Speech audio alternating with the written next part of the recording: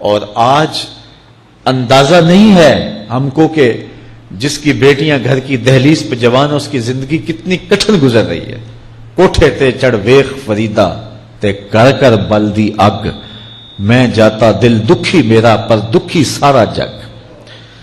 تو پورا معاشرہ اس وقت اس اذیت سے، اس کڑن سے گزر رہا ہے کہ بیٹیاں جوان ہیں اور رشتے نہیں مل رہے، اور پھر اگر رشتے مل رہے ہیں تو بیٹے والوں کے نخرے ہی بڑے عجیب ہیں. اور پھر جس طرح وہ بیٹیوں کو، غریبوں کی بیٹیوں کو لونڈیاں بنا کے اپنے گھروں میں رکھتے ہیں، تو یہ ایک الگ درد کی اور دکھ کی کہانی ہے.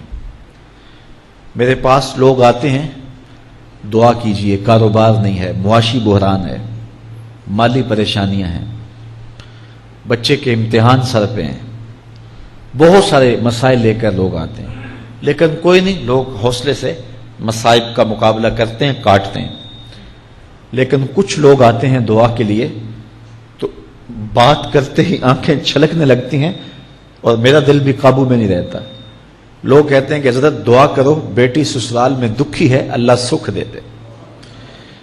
تو میں دعا بھی کرتا ہوں، لیکن میں تنہائی میں جا کے روتا ہوں کہ اس درد کا مداوع کیا ہے، اس دکھ کا علاج کیا ہے. اور معاشرہ تیزی سے اس تکلیف کی طرف بڑھ رہا ہے، اور طلاق کی شرح بھی جو ہے وہ بڑھتی چلی جا رہی ہے. میرے پاس ایک دن ایک صاحب آئے، ساتھ ان کی بیوی تھی، اور میں انہیں جانتا ہوں، عزت دار لوگ تھے. تو انہوں نے کہا کہ ہم آپ سے کوئی تنہائی میں بات کرنا چاہتے ہیں. تو ان کے اپنے عزیز تھے، بیٹیاں اس شخص کی زیادہ ہیں، اپنے عزیزوں میں شادی کر دی. تو اس وقت انہوں نے طے کر لیا کہ کوئی بات نہیں، ہم جہیز نہیں لیتے. لیکن وہ باپ بلک بلک کے مجھے کہہ رہا تھا کہ کتنے دنوں سے میری بیٹی گھر آ کے بیٹھی ہوئی ہے، اور وہ کہتے ہیں کہ اتنی دیر واپس نہ آنا جب تک تیرا جہیز پورا نہیں ہو جائے گا.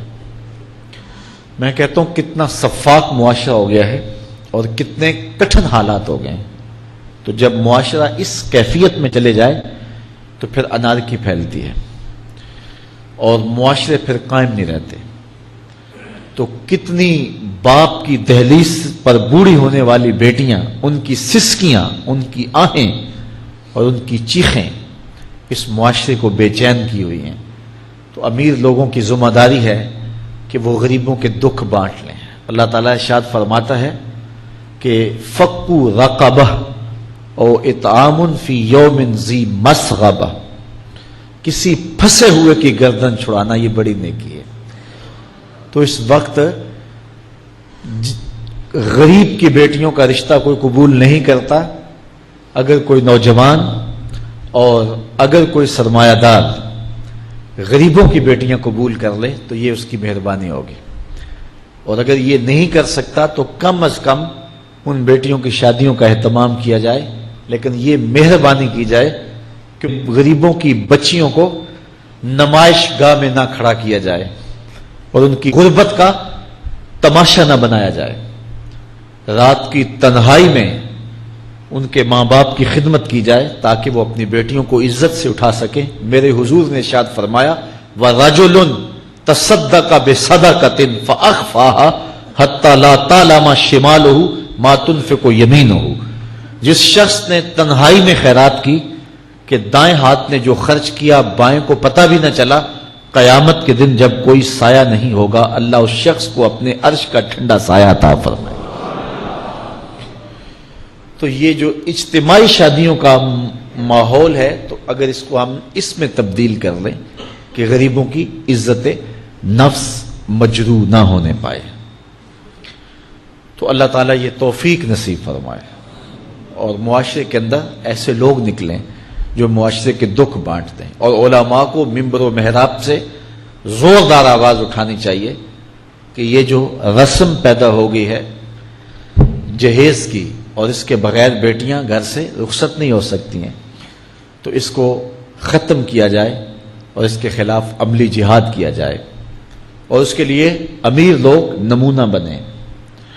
غریب لوگ تو نمونہ بن نہیں سکتے، مشکل ہے ان کے لیے، لیکن امیر لوگ اگر نمونہ بنے تو وہ بن سکتے ہیں اور معاشرے کے اس ناسور کو ختم کیا جا سکتا ہے، اور غریبوں کی بیٹیاں عزت سے اپنے پیا گھر سدھار سکتی ہیں، اور ان کو جو ہے ان کے ماں باپ کو تسکین کی اور چین کی نیند آ سکتی ہے۔